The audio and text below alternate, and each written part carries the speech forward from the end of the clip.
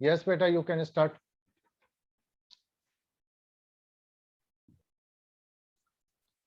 Last time हमने discuss किया था इलेक्ट्रोनेगेटिविटी के बारे में। देखो मैंने बताया था कि electronegativity, this is the property of atom in bonded state.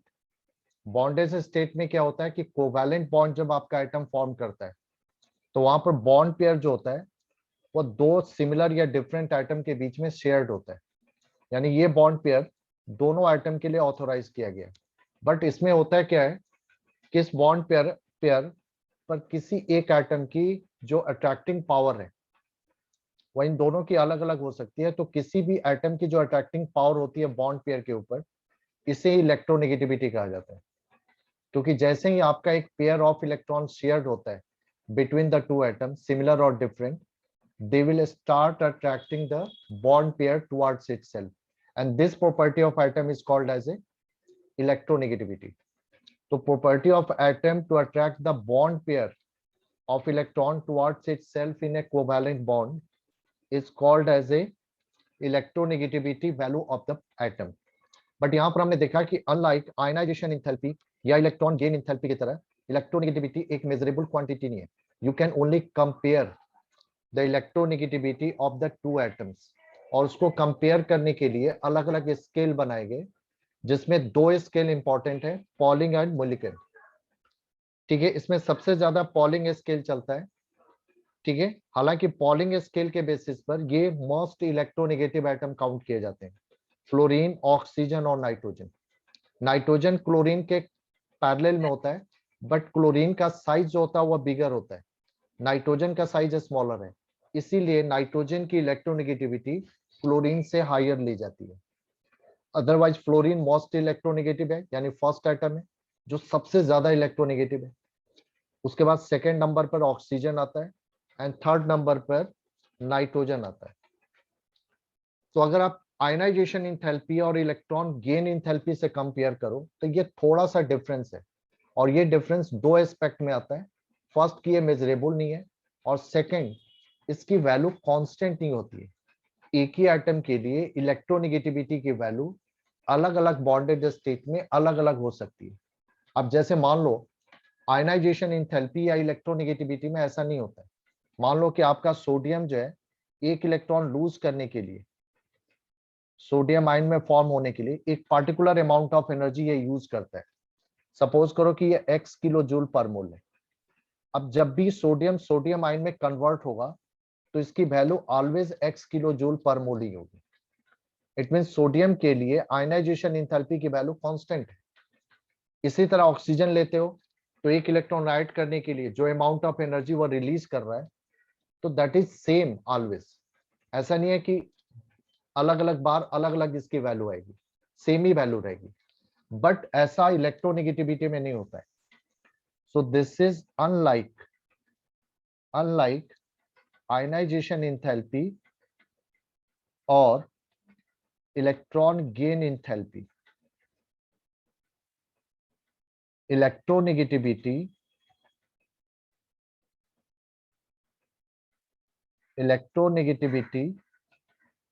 of atom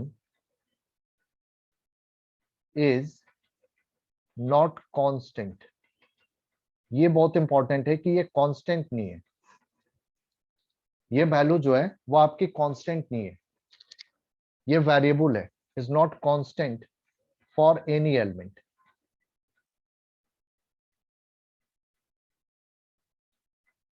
it means ये वैरी करता है, और ये डिपेंड करता है, depend on following factors.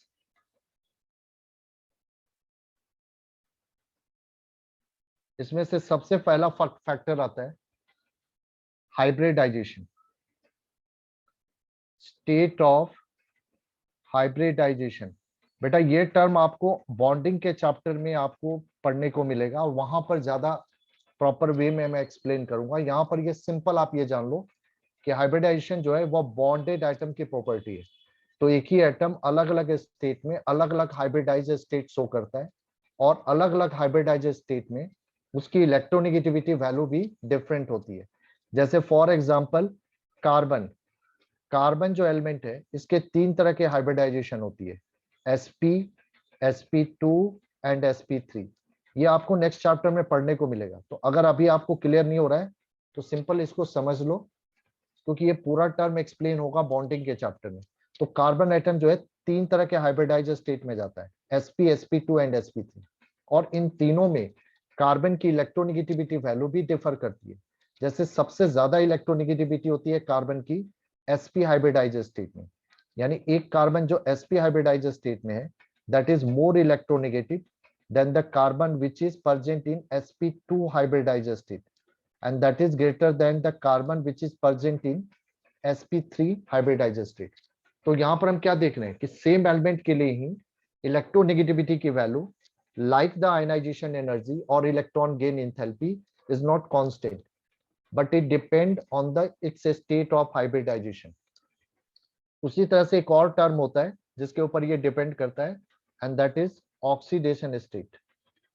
Oxidation state का मतलब होता है जो चार्ज कैरिंग कर रहा है आपका atom. So oxidation state of element ये उसके ऊपर भी डिपेंड करता है, ठीक है। फॉर एग्जांपल जैसे अगर आप देखो आयरन के 2 ऑक्सीडेशन स्टेट होते हैं, 2 तरह की ये केटायन फॉर्म करता है F+2 and +3, ferrous and ferric. अब इन दोनों ऑक्सीडेशन स्टेट में इसकी इलेक्ट्रोनेगेटिविटी वैल्यू अलग अलग है।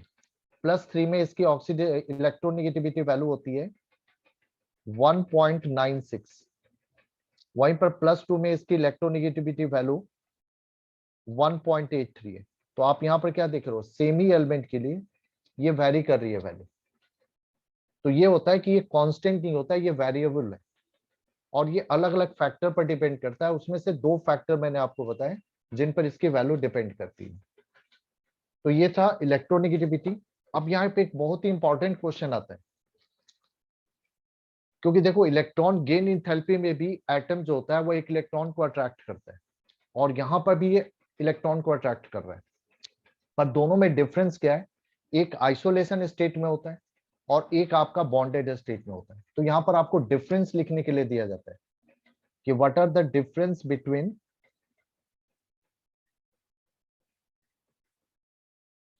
Electronegativity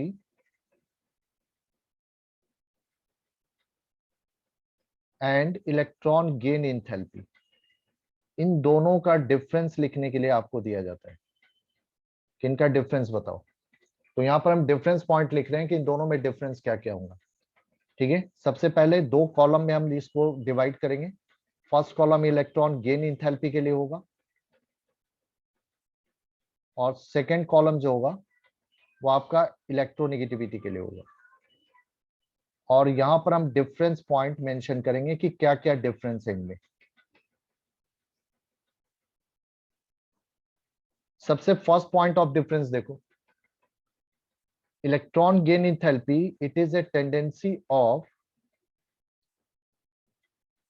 N isolated atom. Isolated का मतलब जो सिंगल एटम है, isolated atom to attract electron.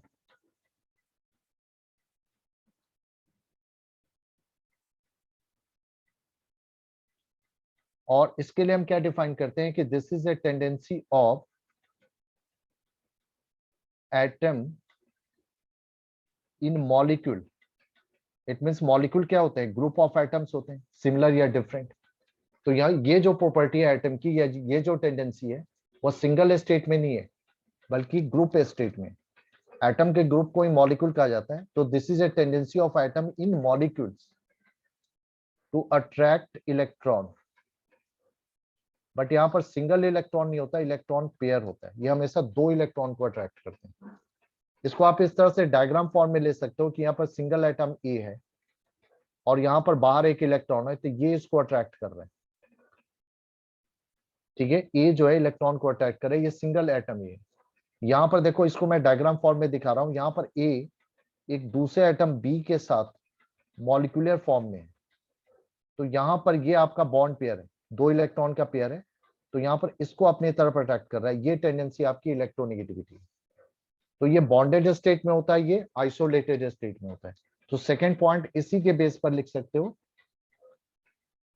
कि it is a property of isolated atom, property of isolated atom, and this is a property of bonded atom, यानी जो atom किसी association में involve है। ठीक है, थर्ड आप डिफरेंस पॉइंट यहां पर लिख सकते हो कि इलेक्ट्रॉन गेन इंथैल्पी जो है, this is a constant quantity, इसकी वैल्यू ऑलवेज सेम रहती है फॉर ए पार्टिकुलर एटम के लिए। यहां पर ये कांस्टेंट नहीं होता है, ये वेरिएबल होता है, नॉट कांस्टेंट, बल्कि ये अलग अलग कंडीशन में अलग अलग हो सकता है। तो ये आपको डिफरेंस पॉइंट लिखने होंगे अगर आपको डिफरेंस लिखने के लिए आता है। यस बेटा, क्लियर है सबको ये पॉइंट्स?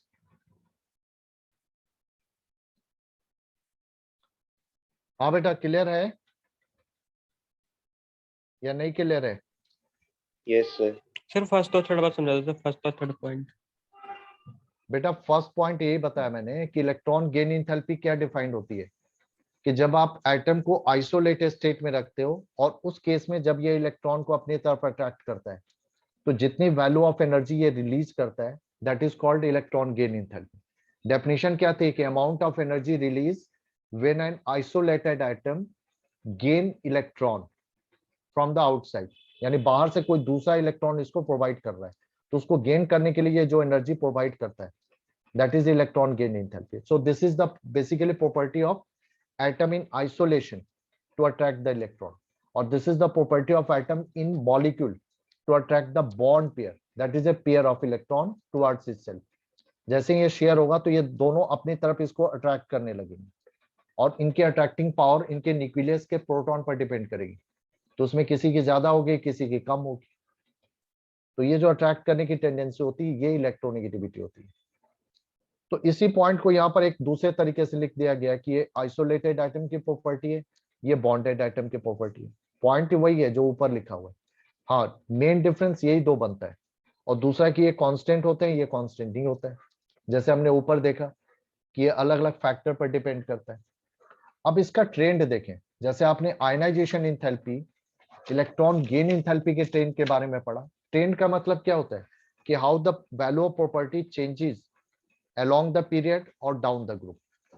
तो अगर हम ट्रेंड ऑफ इलेक्ट्रोनेगेटिविटी देखें कि how the value of electronegativity changes in the periodic table, तो ट्रेंड इसका क्या है? सबसे पहले हम ट्रेंड देखेंगे अगर पीरियड में, तो पीरियड में लेफ्ट टू राइट ये इंक्रीज होता है, increases along a period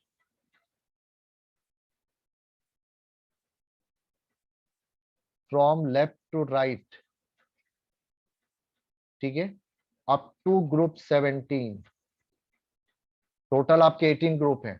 period में जब आप मूव करते हो तो 1 से लेकर 17 तक इसकी वैल्यू इंक्रीज होगी, 17 तक। फिर 18 में क्या हो जाता है, क्योंकि 18 में इनर्ट गैसेस हैं, उनके एटम मॉलिक्यूल नहीं फॉर्म करते, और ये प्रॉपर्टी है किसकी? मॉलिक्यूल के अंदर की। This is the property of atom in molecule, और इनर्ट गैसेस मॉलिक्यूल फॉर्म ही नहीं करते, तो इसलिए उनके अंदर ये प्रॉपर्टी होती ही नहीं, यानी उनके लिए इलेक्ट्रोनेगेटिविटी की वैल्यू 0 हो जाती है।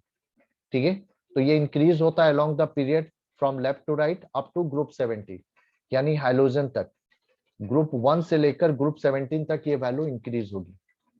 और अगर ग्रुप में आप देखोगे, ऑब्वियसली अगर पीरियड में इंक्रीज हो रहा है तो ग्रुप में डाउन द ग्रुप,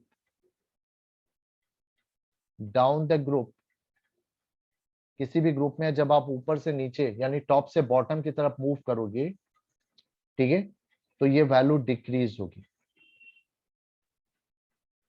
यानी डिक्रीजेस डाउन द ग्रुप और इंक्रीजेस अलोंग द पीरियड। ये तो ट्रेंड हो गया। अब इसका रीजन क्या है? रीजन बेटा भी बताना, एक्सप्लेन करना बहुत आसान है, क्योंकि अलोंग द पीरियड जो होता है, यहां पर देखो, along the period nuclear charge increase होता है, न्यूक्लियर चार्ज इंक्रीजेस, ठीक है, बट साइज डिक्रीज होता है, बट साइज डिक्रीज होता है। तो इसलिए क्या होता है कि इलेक्ट्रॉन को अट्रैक्ट करने की टेंडेंसी बढ़ जाती है। एटम का साइज डिक्रीज होता है अलोंग द पीरियड और न्यूक्लियर चार्ज इंक्रीज होता है। तो उससे क्या होता है कि बॉन्ड पेयर का डिस्टेंस न्यूक्लियस से क्लोज होता है। तो ऐसे केस में बॉन्ड पेयर को अट्रैक्ट करने की टेंडेंसी एटम में हायर होती है। तो ये इसका रीजन हुआ। और डाउन द ग्रुप में क्या होता है कि इंक्रीज होता है साइज का, तो बॉन्ड पेयर का डिस्टेंस बढ़ जाता है। तो बॉन्ड पेयर यहां पर मैं लिख रहा हूं अलोंग द पीरियड में bond pair become closer to the nucleus.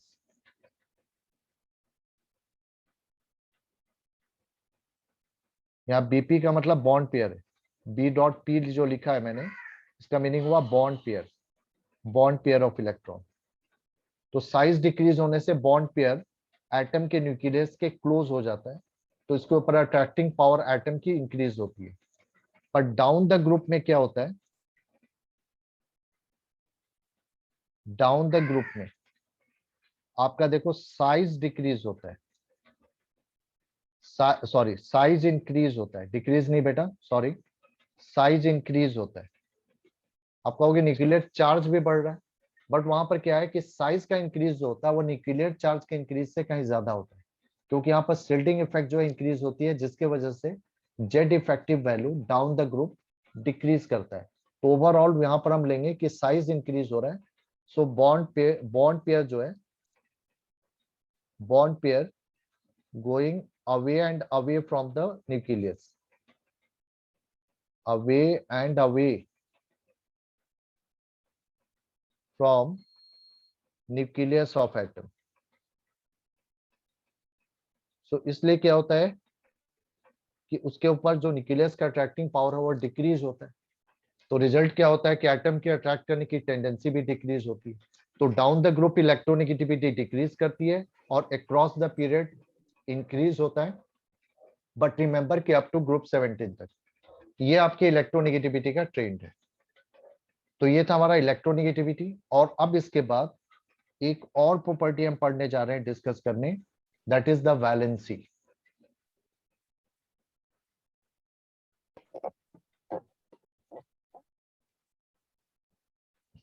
Valency of element.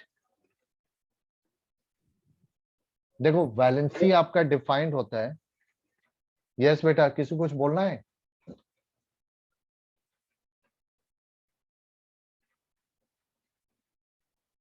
Valency को हम डिफाइन करते हैं combining capacity, combining capacity of an element, combining capacity of an element is called valency of the element. अब ये देखो combining capacity का मतलब क्या है। देखो इसके पहले भी हमने डिस्कस किया था कि एटम के दो टाइप होते हैं, स्टेबल और अनस्टेबल। तो पीरियोडिक टेबल में मैंने आपको बताया था कि ग्रुप 18 के एलिमेंट को छोड़कर रेस्ट ऑफ द एलिमेंट के एटम जो होते हैं वो अनस्टेबल होते हैं। क्योंकि स्टेबिलिटी का क्राइटेरिया क्या है कि किसी भी एलिमेंट के एटम के आउटर मोस्ट एनर्जी सेल में if 8 electrons are present then it will be considered as a stable atom. This is the criteria for the stability और इसे ही कहा जाता है लॉ ऑफ ऑक्टेट, जो हम बॉन्डिंग के चैप्टर में भी डिस्कस करेंगे। तो जब भी किसी एटम के आउटर मोस्ट शेल में अगर 8 इलेक्ट्रॉन कंप्लीट है तो that is called stable atom. But remember कि ये लॉ एप्लीकेबल दो एलिमेंट के लिए नहीं होता है, हाइड्रोजन एंड हीलियम। उसका रीजन होता है कि उन दोनों के केस में first energy shell outermost shell है, तो वहां पर लॉ ऑफ ऑक्टेट नहीं, लॉ ऑफ डुप्लेट अप्लाई होता है, यानी उनको स्टेबल होने के लिए 2 इलेक्ट्रॉन की जरूरत है। जैसे हीलियम स्टेबल है क्योंकि उसके फर्स्ट एनर्जी सेल में 2 इलेक्ट्रॉन प्रेजेंट है। हाइड्रोजन स्टेबल नहीं है क्योंकि उसके outermost energy shell first shell में सिर्फ एक ही इलेक्ट्रॉन है। अब एटम अगर अनस्टेबल है तो वो अपने आप को स्टेबल करना चाहता है। तो स्टेबल करने के मेथड क्या होते हैं? लॉस और gain of electron and sharing of electron. यानी एक एटम अपने आप को स्टेबल बनाने के लिए दूसरे एटम के साथ इंटरेक्ट करता है और ये इंटरेक्शन लॉस और गेन या शेयरिंग के टर्म में होती है। किसके? इलेक्ट्रॉन के लिए, क्योंकि इलेक्ट्रॉन के थ्रू स्टेबिलिटी गेन करनी है।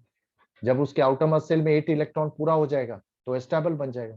तो वो इंटरेक्शन किस लिए करता है दूसरे एटम के साथ, ताकि वो अपने आउटरमोस्ट एनर्जी शेल में 8 इलेक्ट्रॉन कंप्लीट कर पाए, and that is called bond formation, जो नेक्स्ट चैप्टर में हम करेंगे। ठीक है, तो वैलेंसी आपका डिफाइंड होता है combining capacity which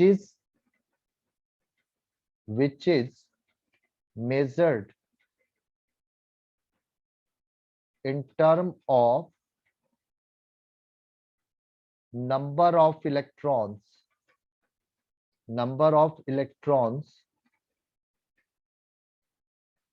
either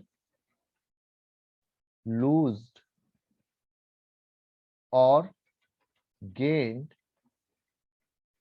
or shared by atom with others। ठीक है, जो दूसरों के साथ हुआ लूज गेन या शेयर करता है, तो this is called valency of the element. ठीक है, और यही लूज गेन या जो शेयर होते हैं वो एटम के ऊपर चार्ज के फॉर्म में अपीयर होते हैं। तो जब आप उसके चार्ज को मेंशन करते हो तो इसी वैलेंसी को ऑक्सीडेशन स्टेट कहा जाता है।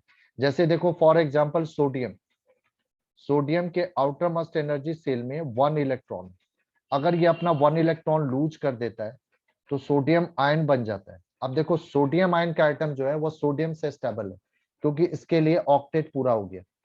इसके लिए क्योंकि अब इसके लिए second shell outermost shell है जिसमें ऑलरेडी 8 इलेक्ट्रॉन हो गए, तो इसलिए सोडियम क्या करता है अपने 1 इलेक्ट्रॉन को लूज करके सोडियम आयन में कन्वर्ट होकर ये स्टेबल कॉन्फ़िगरेशन गेन कर लेता है and it become like the inert gases.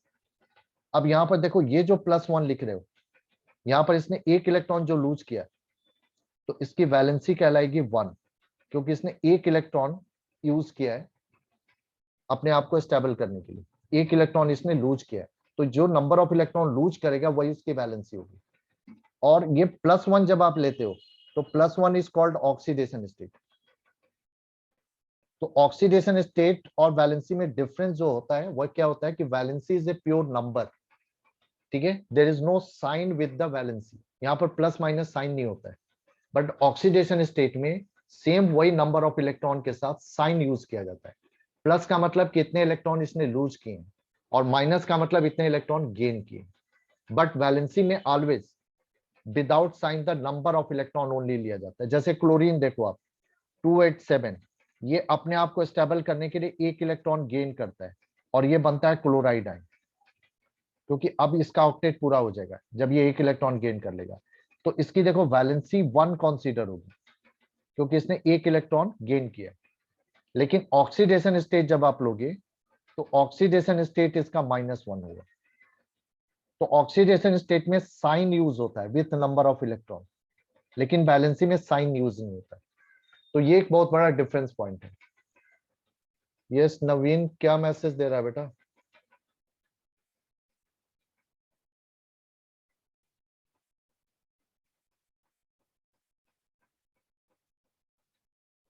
Sir जो हमने 10th में ट्रेंड पढ़ा है, नवीन क्या पूछना चाह रहे हो बेटा?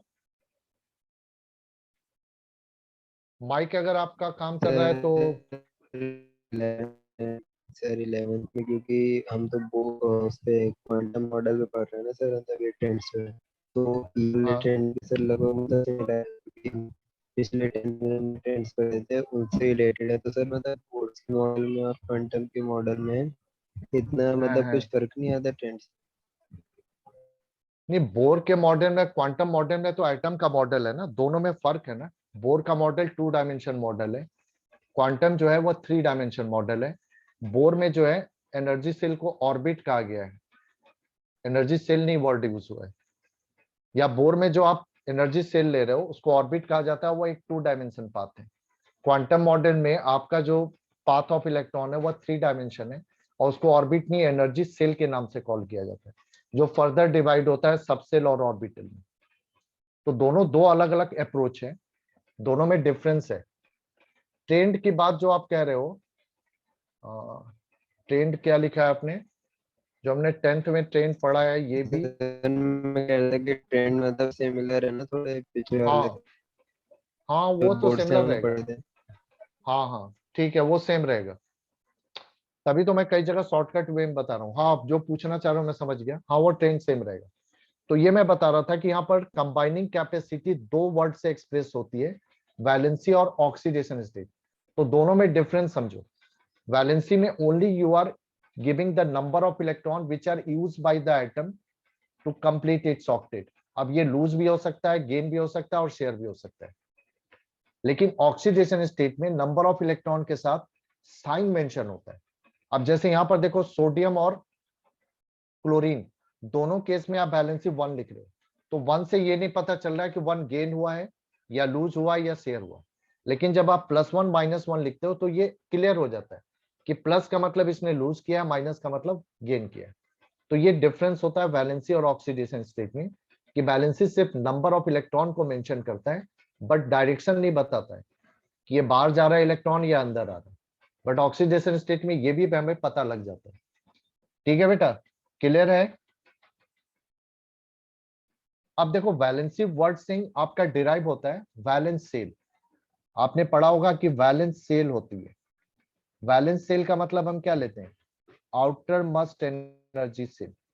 जो सबसे लास्ट एनर्जी सेल होती है उसको हम लेते हैं वैलेंस सेल।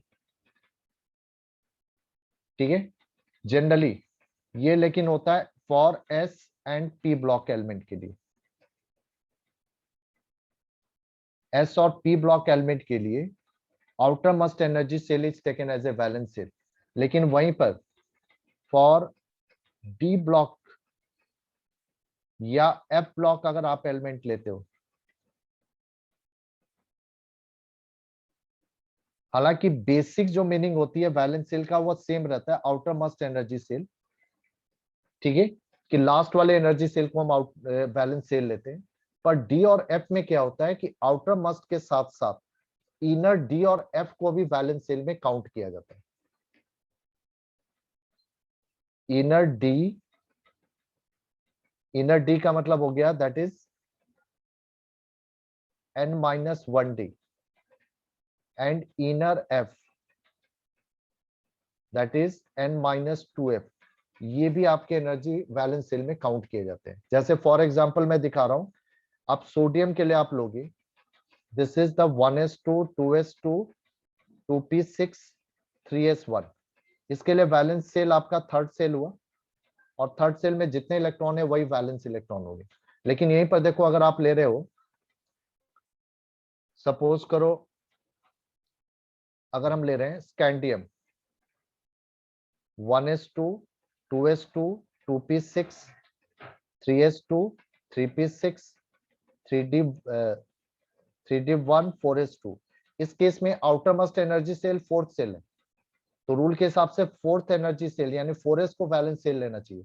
बट यहाँ पर 4s के साथ साथ 3d को भी इंक्लूड किया जाता है वैलेंस सेल में। यही मैं डिफरेंस बता रहा था कि s और p के केस में only last energy shell is taken as a valence shell, पर d और f के केस में उनके इनर d और इनर f को भी वैलेंस सेल में इंक्लूड किया जाता है। अब यहाँ पर देखो 3d को इंक्लूड किया गया, ये नहीं इंक्लूड होगा, 3d इंक्लूड होगा। तो ये थोड़ा ध्यान रखना कि वैलेंस सेल का मीनिंग क्या होता है, क्योंकि वैलेंस सेल में जो इलेक्ट्रॉन प्रेजेंट होते हैं इसी को कहा जाता है वैलेंस इलेक्ट्रॉन। अब यहां पर देखो, वैलेंस इलेक्ट्रॉन इस केस में कितने होंगे? 1, और इस केस में 2 + 1 3 होगा। तो वैलेंस इलेक्ट्रॉन का मतलब होता है कि total electron in valence shell, total electron in valence shell. ठीक है, अब इस बेसिस पर सोडियम के अंदर वैलेंस इलेक्ट्रॉन 1 होगा, लेकिन स्कैंडियम के अंदर वैलेंस इलेक्ट्रॉन 3 लिया जाएगा, क्योंकि इसमें 3d भी इंक्लूड होगा। यस बेटा, क्लियर है? कोई डाउट तो नहीं है इसमें? चलो, तो अब देखो वैलेंसी का कैलकुलेशन कैसे किया जाता है या इसका वेरिएशन कैसे होता है। जनरली आपको यह ध्यान रखना है कि ग्रुप में all the element in A group have the same valency, but period में वैलेंसी चेंज होती है। तो वैलेंसी का वेरिएशन इन पीरियड अगर हम देखेंगे फ्रॉम लेफ्ट टू राइट, पर यहां पर यह कि ये कैलकुलेशन दो तरह से किया जाता है। एक हाइड्रोजन के बेसिस पर जिसको हाइड्रोजन स्केल कहा जाता है, और दूसरा ऑक्सीजन के बेसिस पर जिसको ऑक्सीजन स्केल कहा जाता है। ये दो तरह के स्केल यूज होते हैं, एक में हाइड्रोजन के बेस पर मेजर होती है वैलेंसी, दूसरे में ऑक्सीजन के बेस पर।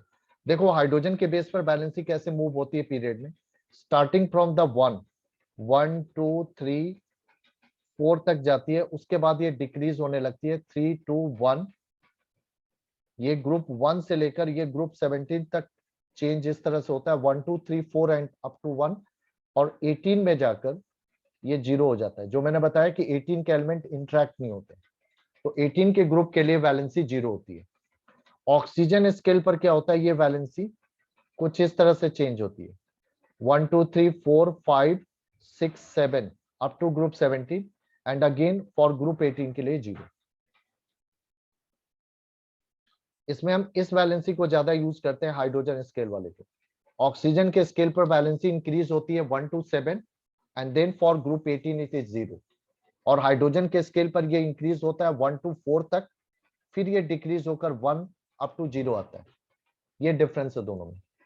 हाइड्रोजन के स्केल पर देखो वैलेंसी को कैलकुलेट करने के लिए फॉर्मूला लिया जाता है कि valency is equal to number of valence electron, जो ऊपर मैंने आपको तरीका बताया कि number of valence electron up to 4 तक, अगर नंबर ऑफ वैलेंस इलेक्ट्रॉन 4 है तो अप टू 4 तक वैलेंसी इज इक्वल टू होता है नंबर ऑफ वैलेंस इलेक्ट्रॉन, अगर 4 है। अगर 4 से ग्रेटर है तो ये लिया जाता है 8 minus number of valence electron. अगर वैलेंस इलेक्ट्रॉन मोर देन 4 है, अगर अप टू 4 तक है तो this is equal to number of valence electron, और अगर ग्रेटर देन 4 है तो less than 8 minus number of valence electron. अब जैसे देखो आप, फॉर एग्जांपल सोडियम के लिए वैलेंस सेल आपका 3s थर्ड सेल था, एक वैलेंस इलेक्ट्रॉन है, तो इस केस में वैलेंसी 1 हुआ। क्लोरीन देखो, क्लोरीन के वैलेंस सेल कॉन्फ़िगरेशन आपके क्या है, 3s2 3p5, यानी यहाँ पर third energy shell valence shell है। एस और पी के केस में आउटर मोस्ट एनर्जी सेल ली जाती है एज ए वैलेंस सेल। तो इसमें वैलेंस इलेक्ट्रॉन कितने हैं, 7। तो इस केस में इसकी वैलेंसी हम कैसे लेंगे, सेकेंड वाले फॉर्मूला से, अगर मोर देन 4 है तो 8 माइनस 7 दैट इज 1। यस बेटा क्लियर है, हाँ बेटा क्लियर है ये। Yes sir.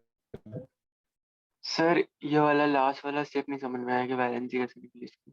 आप एलिमेंट का कॉन्फ़िगरेशन देखो, उसके आउटर मोस्ट एनर्जी सेल या वैलेंस सेल में अगर इलेक्ट्रॉन अप टू 4 तक है तो जितने इलेक्ट्रॉन, जितने वैलेंस इलेक्ट्रॉन है वही उसकी वैलेंसी होगी।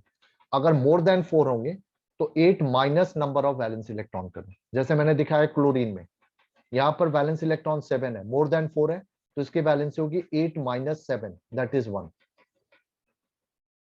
ठीक है, और सोडियम के केस में सिंगल इलेक्ट्रॉन है। अब ऊपर देखो स्कैंडियम में भी 3 है वैलेंस इलेक्ट्रॉन, चूंकि इसके केस में इनर्टी भी इंक्लूड होगा तो इसकी भी वैलेंसी क्या लेंगे, 3। पर वहीं पर क्लोरीन में देखो वैलेंसी 1 हुआ, क्यों 1 हुआ, क्योंकि मोर देन 4 है। ये हाइड्रोजन स्केल पर जो निकाली जाती है वैलेंसी। ठीक है बेटा, क्लियर है। Yes sir. ओके बेटा, आर्यन बेटा रिकॉर्डिंग